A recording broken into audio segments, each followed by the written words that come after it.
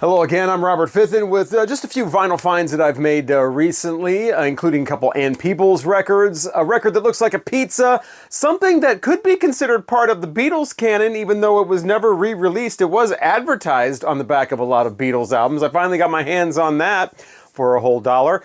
Before we get to any of that, though, how about Blue Oyster Cult and Spectres? The record almost fell right out of there. This is a music on vinyl reissue that was just recently re-released. Sounds pretty fantastic. Sounds, I would think, comparable to an original, consider the originals were on CBS, Columbia Records back in 1977, and those late 70s, 80s Columbia records, Epic records, don't always sound that great. I think they were using like cheap vinyl or something back in those days. This is on, since it's Blue Oyster Cult, of course, it's going to be on translucent red vinyl. I think the red actually is kind of matches the red kind of cover there, but that's what's going on with that. But yeah, like I said, decent sound on this.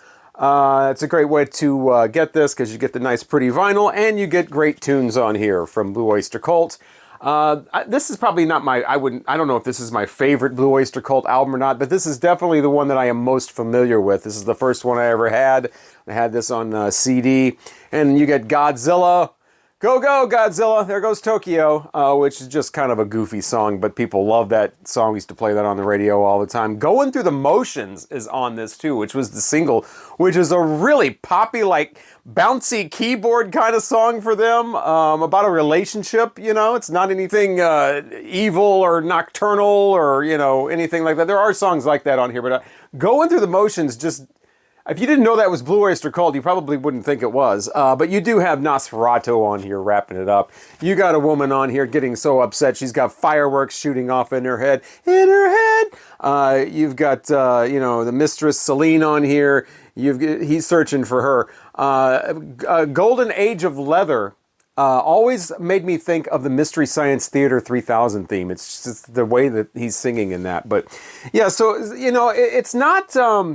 as much of a metal or hard rock album as some of their other stuff. This is 3.5, 4-minute songs, very pop rockish in a lot of places. Now they do have the themes, like I said, like Nosferatu and fireworks shooting off in a woman's head, and this mysterious woman who loves the night, and things like that. So there is a lot of mysterious things and dark elements and vampires and things like that. But the music is very much pop rock and very accessible. I think that even if you're not a Blue Oyster Cult fan, because some of their stuff is just too way out, you might want to check this album out. It's very mainstream comparatively, and you got to look on the album here and see if you can find their symbol somewhere on there. It's always on there. On the inner sleeve on this, it's very easy to see. They're not hiding it at all. There it is. Blue Oyster Cult and Spectres from 1977. Great sounding reissue of that. Like I said, I have a record that looks like a pizza. It is this one, No Wave to Go. This comes from A&M Records. And this is basically just a sampler record of a bunch of their different groups at the time that were considered sort of new wave-ish, almost punkish in some places. This has Squeeze, which here is known as UK Squeeze, of course. 2 tracks on here. They start off each side.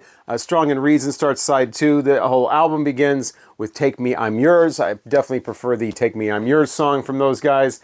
And you got the Police on here. Roxanne is track 2. That comes blasting out of like, oh wow, a song that everybody knows. But yeah, Next to You is the other one on here. So most of these bands have 2 songs. You have Clark Kent on here, which is an alias for Stuart Copeland. I didn't even know he did stuff like that. But yeah, he's got a song on here. The Dickies have a couple of tracks on here, including You Drive Me Ape, You Big Gorilla. Joe Jackson has Got the Time and Sunday Papers, 2 great songs from him. They don't get much better than that with Joe Jackson. And you've got the Stranglers on here. Now, Nice and Sleazy is the one on side 2. You're already ready for something nice and sleazy once you've heard the first song that comes on from these guys. This is a... This is kind of, it's like new wave, poppy kind of new wave. So it's a lot of fun stuff, real light kind of, bouncing around. And then comes the Stranglers at the end of side 1 with Bring On the Nubiles. Wow. Damn. You got to hear that if you've never heard it. It's kind of a jaw dropper, to say the least. But yeah, it's a picture disc. there is side 1, but I really like side 2. It's just a pizza. This just looked great spinning around the turntable there. Made me hungry, actually, with all those peppers on there. And pepperoni, man. I love pepperoni like that, where the end is burnt like that. Somebody definitely knows how to cook some pepperoni. There's nothing better than burnt pepperoni. I love it. And, yeah, you got the sausage and cheese and peppers. I don't see any mushrooms. I don't see any pineapple. I don't see... This just has everything a pizza should have on it and nothing that a pizza shouldn't have. That is a terrific pizza on that record there. And yeah, you put the needle right through that. And then this guy is surfing on an ironing board on the front. No Wave to go. It's a limited edition numbered one. Mine is 10186. And this is a really great little promo record here. I mean, you know, usually stuff like that is kind of hit or miss and, you know, whatever. But for A&M Records, I mean, they really put together a nice selection of tracks on here. So I was really glad to get this. I'd had this on my want list for a while just because it was a record that looks like a pizza. But actually, it is pretty terrific as far as listening to it. And then that jarring Bring On the Nubiles from the Stranglers, just out of nowhere. Like, what? Okay. So, yeah, there's that, too. I also recently picked this up. This is the second album from Echo and the Bunnymen, Heaven Up Here.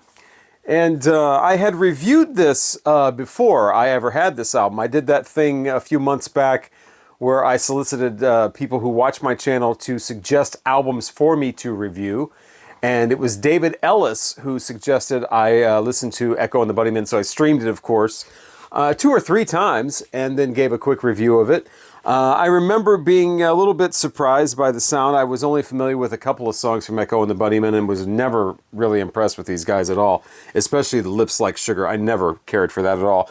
This was more in like a post-punk type of vein. It is 1981, so I think this is probably earlier than that song. Bring On the Dancing Horses was another Echo and the Bunnymen I wasn't too fond of. I like this much better. And so finally got the record and found this at an antique mall that I wasn't even planning on going to. A few of my family were together for the holidays and right around Christmas and decided to stop by this antique mall that I had been to time and time again. It's like the closest one. So I'd been there enough because this place never changes its inventory. Like 7 years going, you can go in there and I can tell you what's, oh, that's the booth with that, that's the booth with that, you know, nothing changes at this antique mall. And then there was this little stack of like 5 records sitting there, $3 each, and this was one of them. This is like a $25, $30 record. And in this condition too, probably even more. Looks like it's been played twice before I got it. Cover doesn't even have any ring wear, not even a dent or anything on it. It looks well taken care of. $3. I could not believe it. So I definitely grabbed this. And finally glad to have at least some Echo and the Bunnymen in my collection. I don't think I really have anything by them except for this. So played this a couple of times. So that's making 5 or 6 times that I've heard it.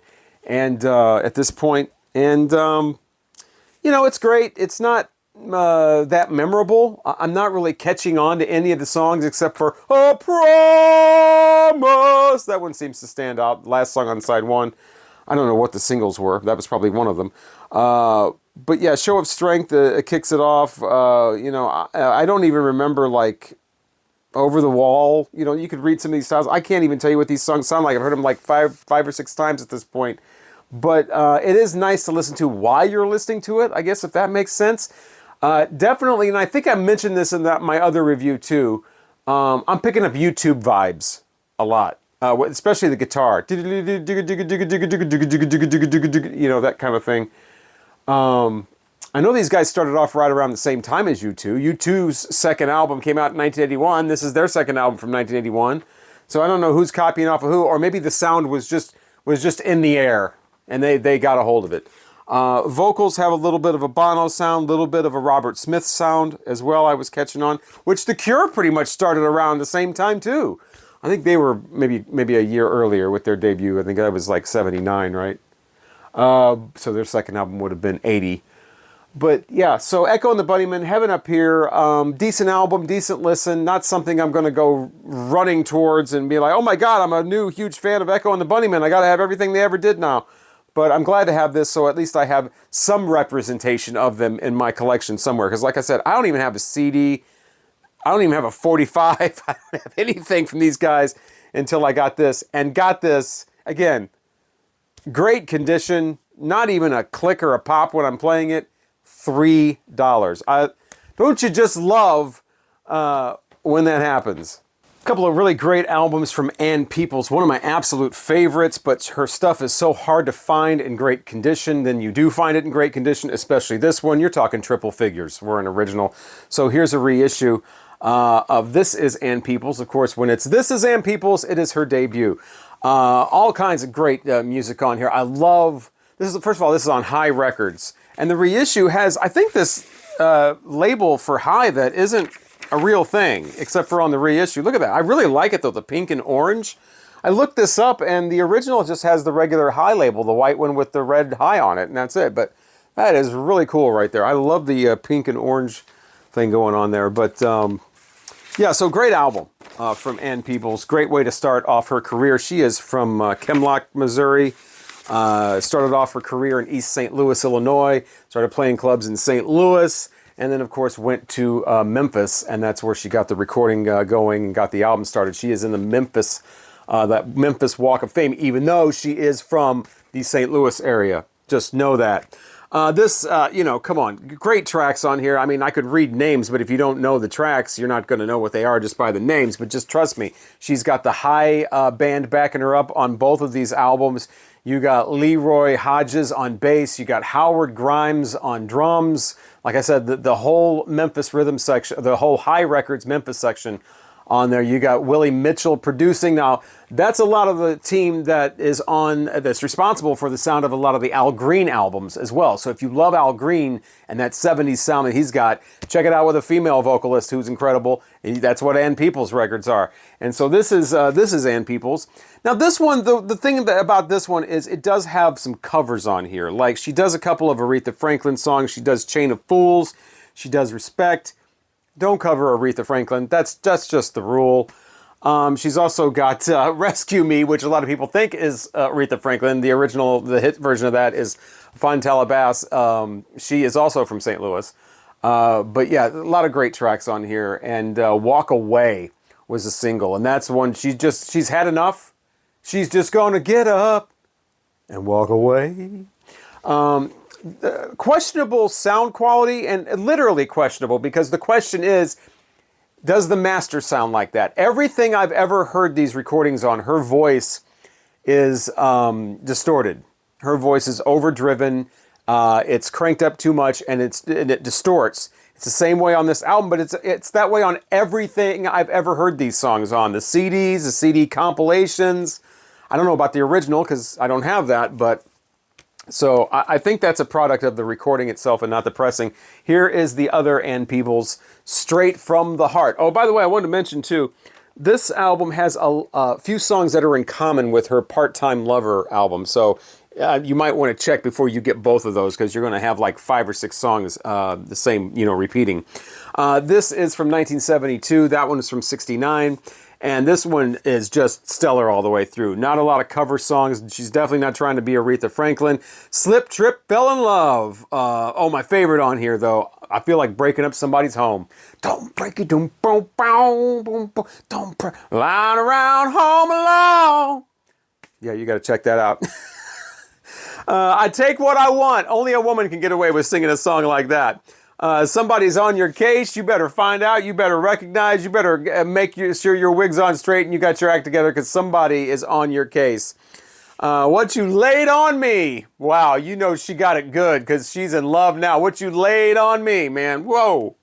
I pity the fool. She was pitying the fool back in 1972, years before Mr. T came on the scene. The only song I really don't care for on here, because every 5-star album has one song, and the one on here is called How Strong Is a Woman.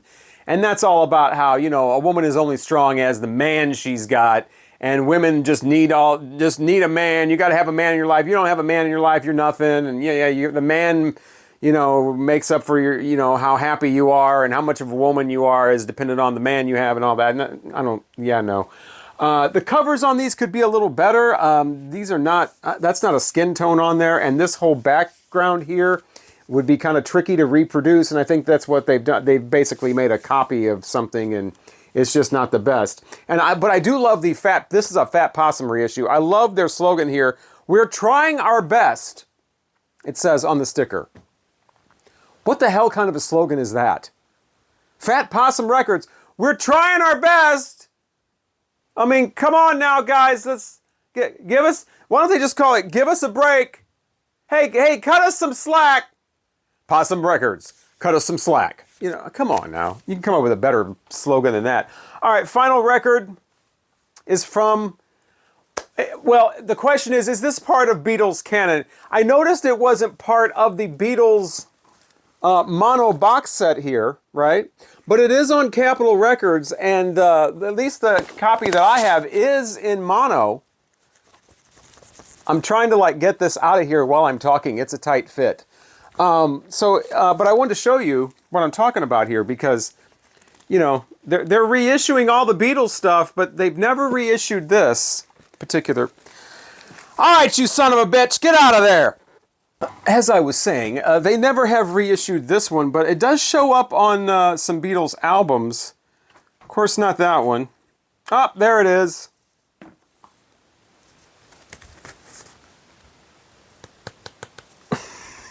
Why isn't that part of the box set? Is it on this one too? Well, that's the Beatles story, for God's sakes. Let's see. It's on this one. There it is. It's also advertised on a lot of the inner sleeves. Of course, if you haven't figured it out by now, the album I'm talking about, which I never had until just a couple weeks ago, the Hollyridge Strings do the Beatles songbook. I didn't even realize this was a blue cover here because I've only ever seen this in black and white. This is a mono one though, so you know, as the Hollyridge Strings intended. But yeah, this is basically just you know, orchestral performances of the Beatles hits at the time. It is on Capitol, and it's always advertised on these inner sleeves right next to the Beatles albums. But I mean, not only that, it's on the back cover of US Beatles album, like 3 or 4 of them. And yeah, this is really nothing to really talk about. I mean, you have the, you know, Please Please Me and She Loves You and I Want to Hold Your Hand and All My Lovin' and Do You Want to Know a Secret and a bunch of others. And it's this really kind of pedestrian orchestra here, sounding very, very 60s. You know, they got the whole 60s feel. Sound like they're, you know, the way you would hear a theme of a game show in the mid-60s. I mean, it's that kind of instrumental music. Some of it's okay. I mean, it's all right for a pleasant listen. It's all right for a comedy act at the end of a video, but that's really all you want this for. And the version of She Loves You on here is not great. But yeah, the Hollyridge Strings do the Beatles songbook. There's also a Beach Boys one if you're interested. So those are my this was, by the way, this was 99 cents. Near mint. And so that is going to wrap up my latest Vinyl Finds video. Thank you so much for watching. Don't get too jealous over that Beatles songbook as performed by the Hollyridge Strings. You know, we can't all find all of our grails. I mean, I got that one though, but woo! I always have kind of wondered about that because I've seen that album on these Beatles records since I've been like 9 years old, 8 years old. So I've always wondered what that sounded like, and now I know. Yeah, I'm Robert Fitton. Thank you so much for watching. Hopefully I will talk to you again soon.